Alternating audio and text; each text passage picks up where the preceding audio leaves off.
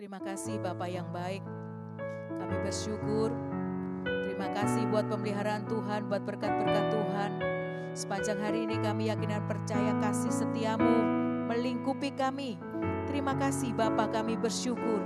Kami berterima kasih. Haleluya Yesus.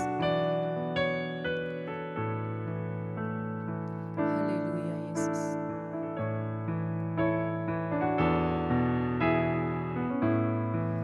Kasih setiamu yang kurasakan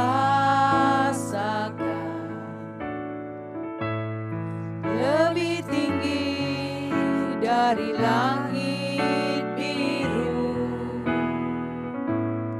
Kebaikanmu yang telah kau nyatakan lebih dalam dari lautan.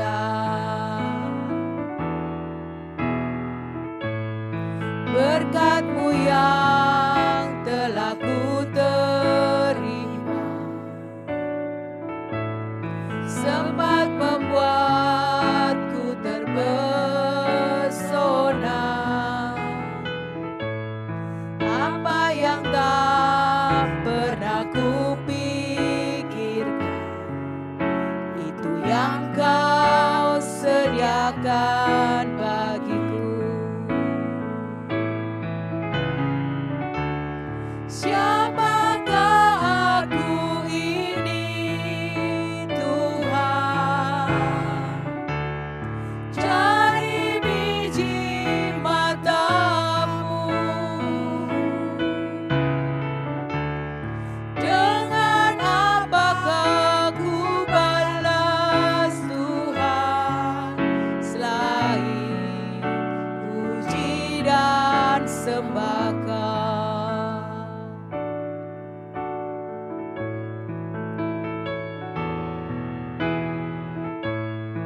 Kasih setiamu yang kurasakan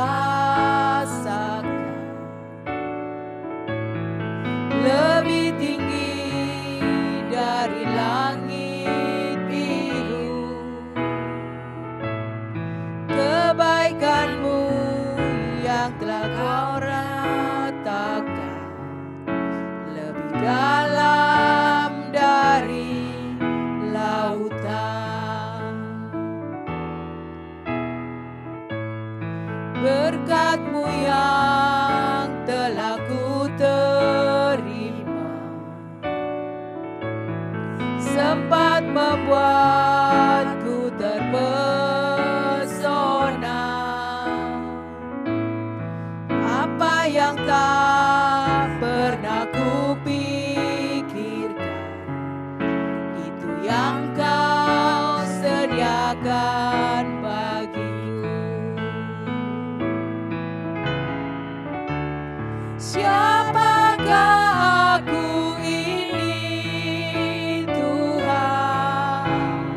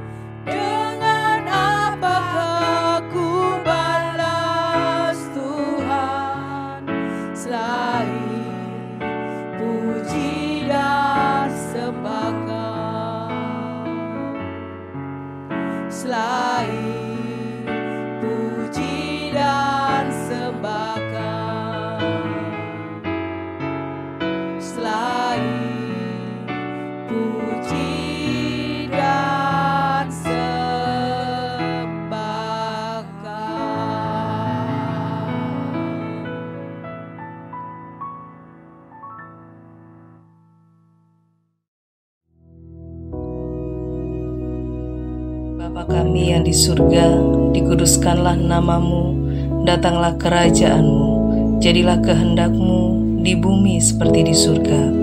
Berikanlah kami pada hari ini makanan kami yang secukupnya, dan ampunilah kami akan kesalahan kami, seperti kami juga mengampuni orang yang bersalah kepada kami. Dan janganlah membawa kami ke dalam pencobaan, tetapi lepaskanlah kami daripada yang jahat. Karena Engkaulah yang empunya kerajaan dan kuasa dan kemuliaan sampai selama-lamanya. Amin.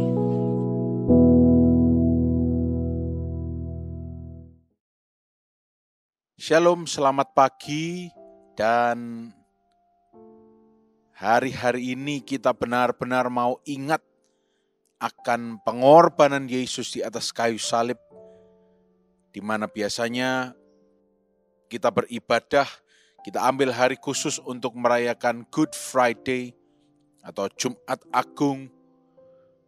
Kita tahu bahwa pengorbanan yang dia lakukan itu luar biasa dan tidak akan pernah sia-sia.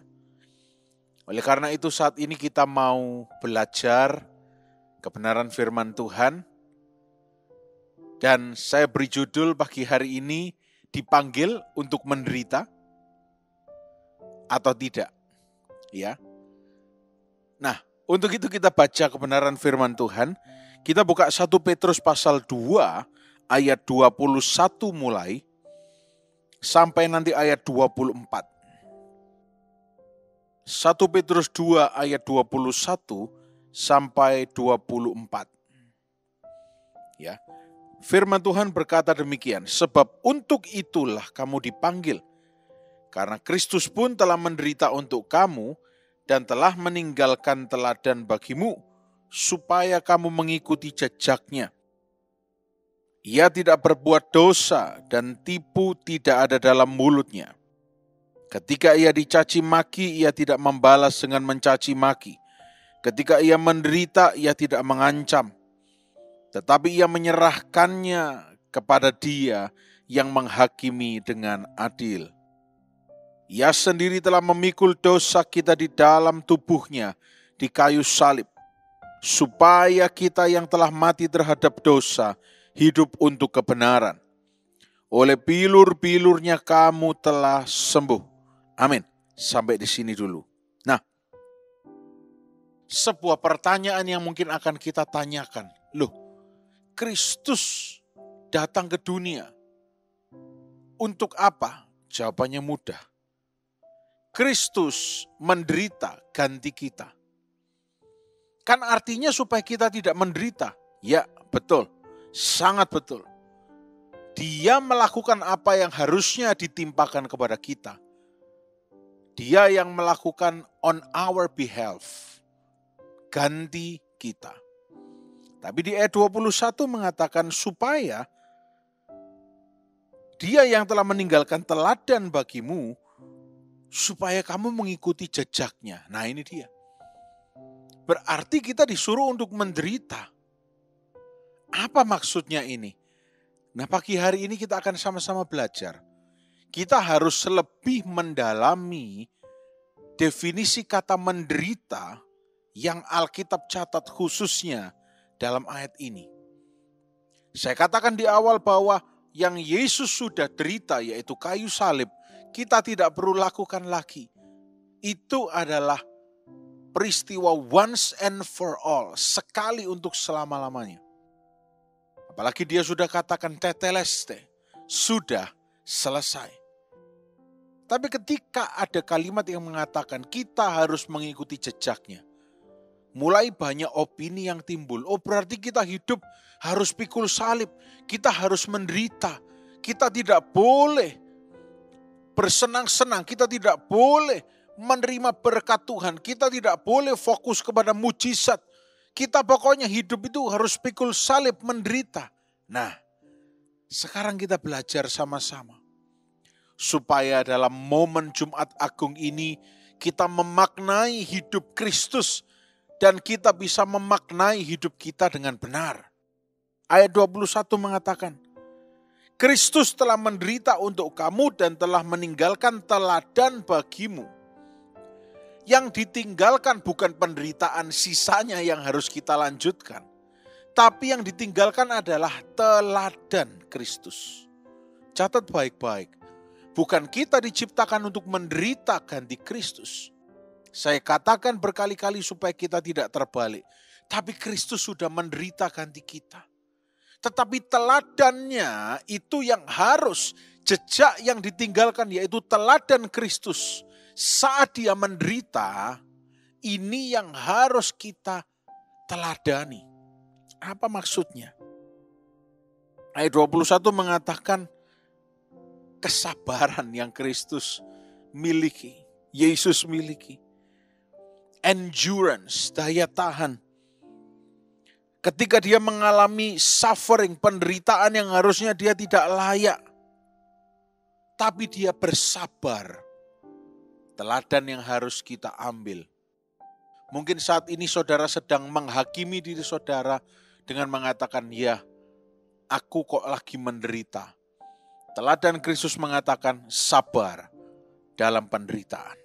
Sabar. Terima ini dengan iman saudara.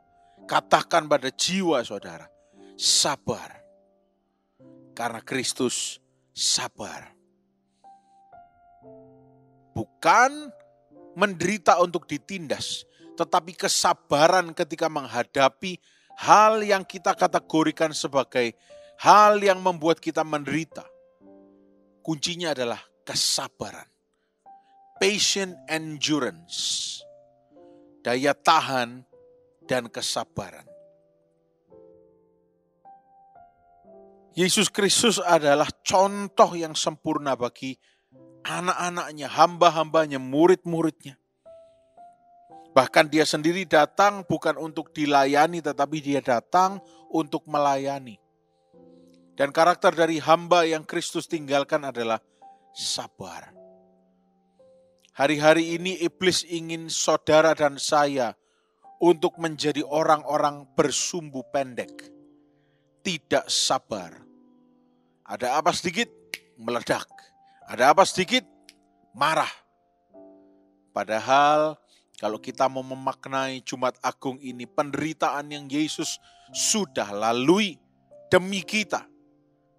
Contoh teladan yang harus kita ambil, Yesus Kristus sabar menghadapi semua itu.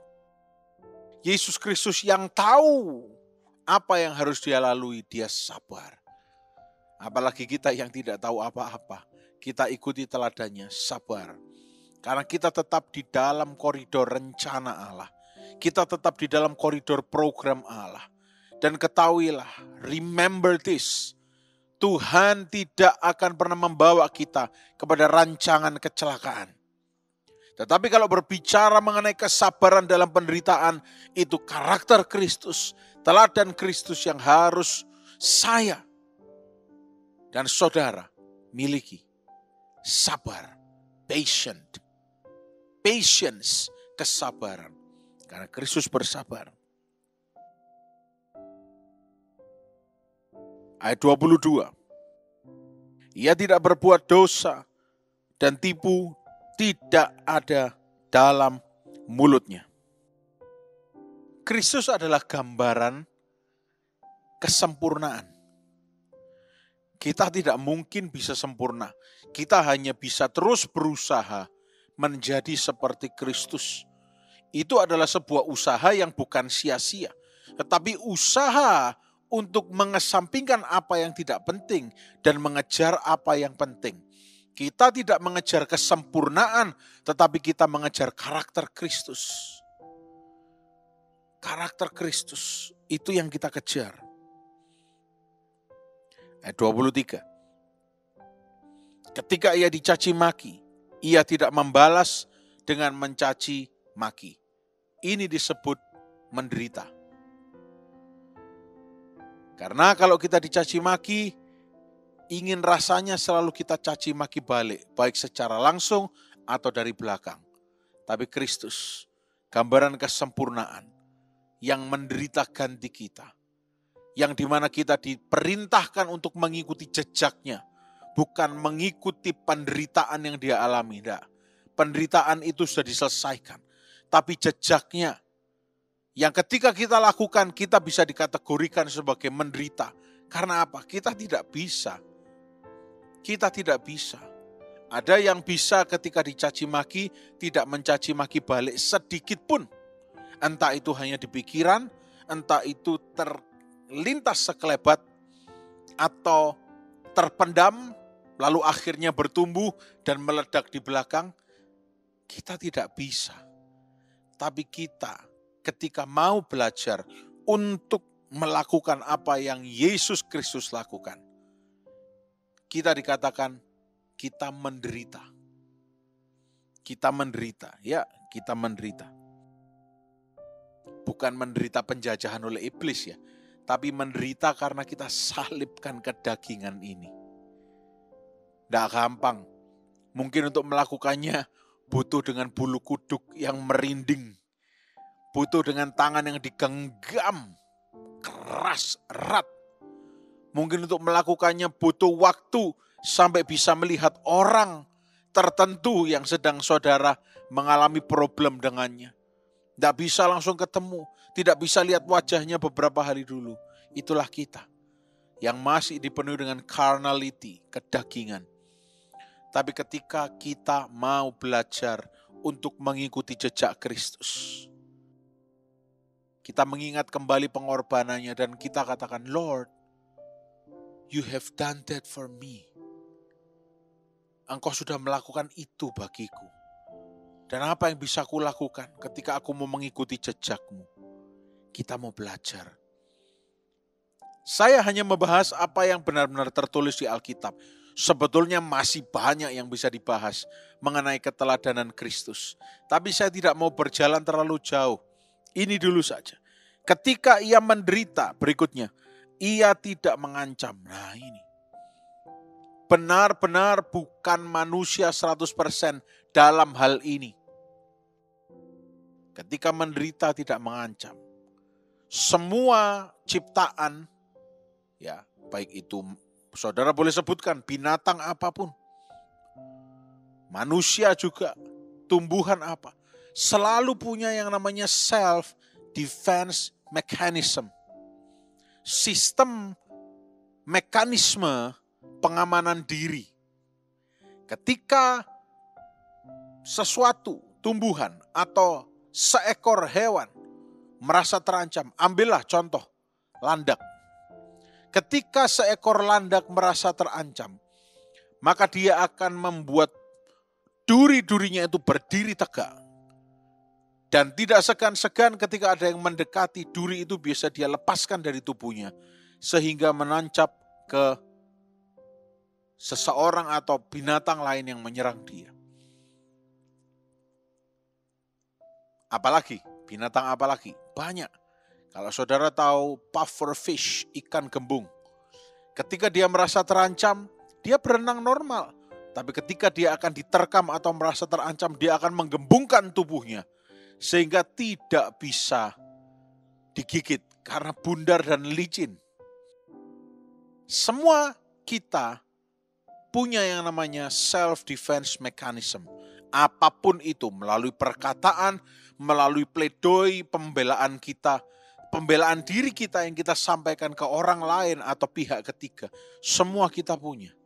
Tetapi Kristus yang seharusnya bisa membela diri, bisa mengancam orang lain ketika dia menderita, tapi dia tidak melakukannya.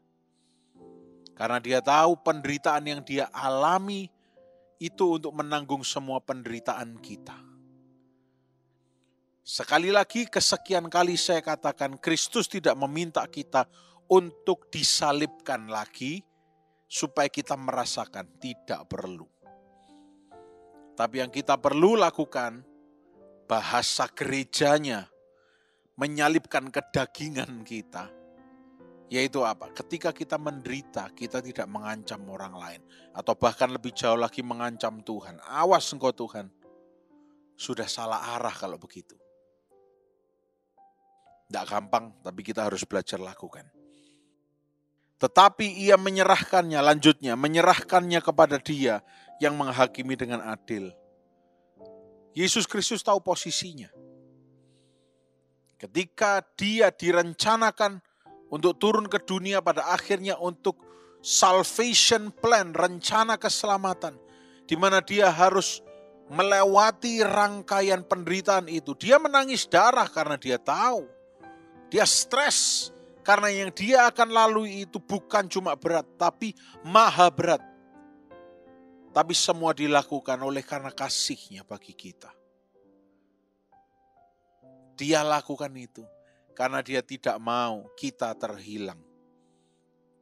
Nah, saat ini kita sudah banyak dengar khotbah yang lain-lain, tapi saat ini saya hanya ingin cross check. Kita sama-sama mau cross check. Apakah benar kita dipanggil untuk menderita? Dan kalau dikatakan menderita, menderita yang bagaimana? Ternyata kita temukan jawabannya di sini. Dikatakan menderita karena kita harus melakukan sesuatu yang di luar zona nyaman kita. Itu tidak gampang, itu menderita.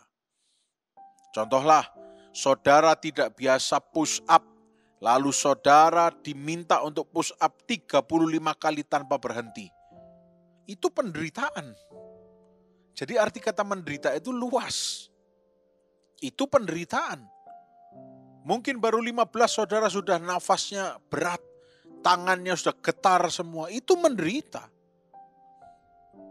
Tapi kalau pelatih meninggalkan jejak itu, pelatih sudah memberikan kita space untuk 35 kali push up, berarti dia tahu kita bisa. Tuhan Yesus, kalau dia mengajak kita untuk mengikuti jejaknya, berarti Yesus tahu kita bisa.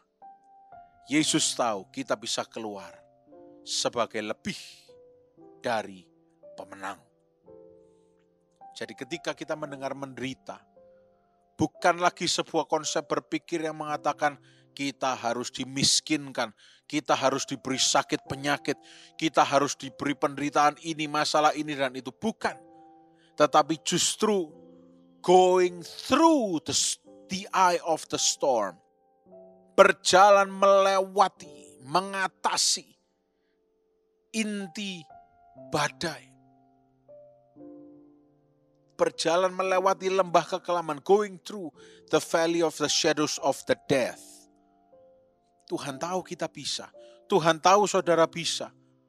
Tuhan tahu kita bisa menanggalkan kedagingan kita. Tuhan tahu. Dia sudah beri contoh. Dia sudah beri pattern untuk kita ikuti. Karena dia tahu kita bisa. Dan ketika kita lakukan itu, ketika kita menyadari itu, diingatkan lagi di ayat 24. Ia sendiri telah memikul dosa kita di dalam tubuhnya di kayu salib.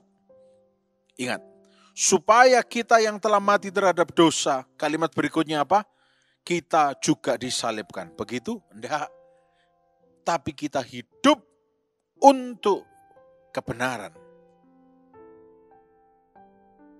Sekali lagi tidak dituliskan bahwa kita harus disalibkan lagi. Enggak. Tapi istilah orang Kristen zaman sekarang, kita salibkan kedagingan kita. Ya oke lah, it's okay. It's totally okay.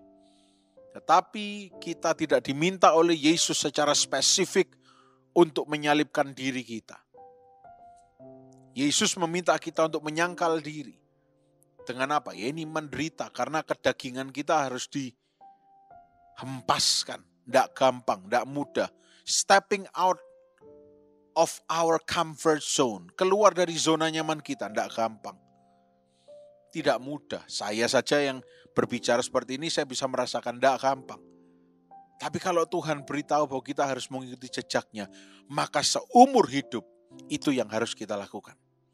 Whatever happens, apapun yang terjadi, kita harus tahu yang kita lakukan harus mengikuti jejak Kristus. Nanti saya mengalami ketidakadilan, saya mengalami kesenjangan sosial. Tuhan akan menjadi pembela kita.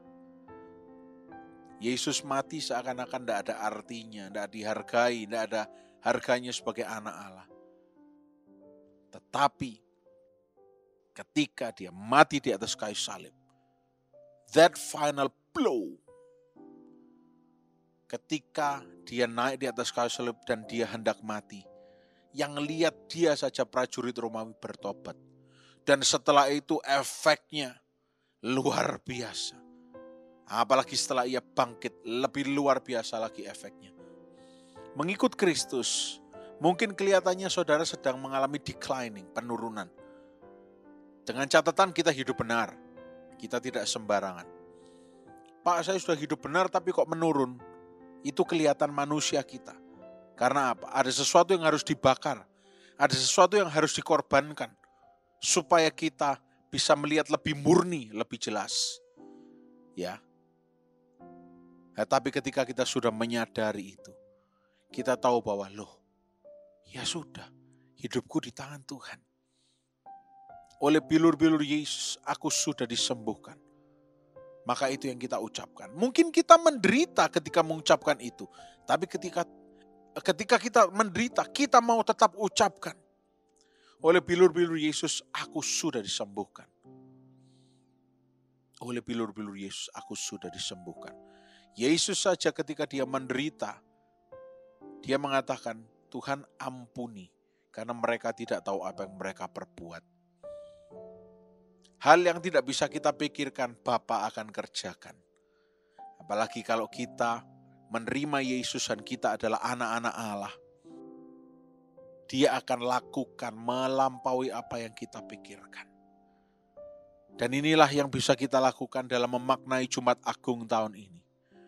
Dalam koridor tema besar, Evcharisteo, mengucap syukur dalam segala hal.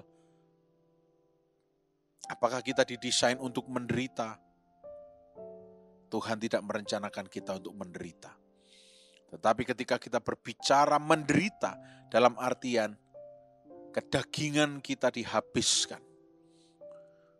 Mengikut jejak Kristus. Memang itu harus kita lakukan sebagai orang percaya. Sebagai orang yang percaya, saya tidak akan menjadi pendeta yang terlalu ekstrim. Yang akan mengatakan, wah ya memanglah, memang anak Tuhan harus menderita. Ya memanglah, anak Tuhan itu diciptakan untuk memikul salib selama-lamanya, menderita terus. Saya tidak akan se-ekstrim itu karena itu terlalu sempit untuk didefinisikan seperti itu. Ya. Tapi saya sedikit jabarkan tadi bahwa ya, apakah kita hidup ini ada tujuannya? Ya, menjadi seperti Kristus. Sampai kapan? Seumur hidup kita. Seumur hidup kita. Dan seperti yang saudara sering lihat kalau saudara lihat acara TV atau apa, misalnya ada obat atau apa, selalu ada tulisan result may vary. Hasil bisa bermacam-macam. Ya, karena banyak faktor yang mempengaruhi. Apakah kita tetap teguh dalam iman kita atau kita pernah belok ke kanan ke kiri atau kita pernah undur, hasilnya berbeda-beda. Tapi yang jelas, pengorbanan Tuhan bukan main-main. Dia sudah memberikan kita anugerah terbesar yaitu keselamatan. Oleh karena itu, tidak usah takut. Kita tetap berjalan walaupun seakan menderita. Karena Tuhan tidak pernah merancangkan kita untuk menderita. Tapi kalau fat burning, ya Tuhan memang rencanakan itu. Yang tidak baik dibakar. Istilah Alkitabiahnya adalah pruning. Ya, pembersihan. Dahan-dahan yang sudah mati dibersihkan. Supaya bisa tumbuh lagi yang baru. Tetap bersyukur. Tetap bersyukur. Anda tidak diciptakan untuk menderita. Tapi kita diciptakan untuk mengikuti jejaknya. Bukan untuk menderita seperti yang dia alami. Naik ke atas kayu salib, tetapi menyangkal diri, tetapi tidak membalas ketika dicaci maki. Belajar untuk benar-benar menyalibkan diri kita, menyangkal diri kita. Hidupku bukan aku lagi, tetapi Kristus yang ada di dalamku. Bukan aku yang harus dibesar-besarkan. Yohanes 3 ayat 30. He must increase, I must decrease. Dia harus bertambah, aku harus makin berkurang. Saya percaya firman ini boleh menguatkan saudara. Mari kita berdoa. Tuhan Yesus, Kau Allah kami yang baik. Terima kasih untuk korban-Mu. Kasih-Mu begitu besar, kasih-Mu begitu besar. Pagi hari ini sebelum kami beraktivitas, Tuhan, biar Roh Kudus terus memetraikan firman ini dalam hati kami. Terima kasih, terima kasih. Kami mau mengikuti teladan-Mu, jejak-Mu seumur hidup kami. Berikan kami kekuatan, berikan kami penghiburan, damai sejahtera. Kami percaya yang Kau lakukan bagi kami tiada duanya. And we will live for Christ. Kami akan hidup untuk Kristus. Biar sepanjang hari ini kami semua sehat, diberkati dan dibungkus dengan darah Yesus. Kami berdoa, kami mengucap syukur. Haleluya. Amin. Selamat pagi, Tuhan Yesus memberkati.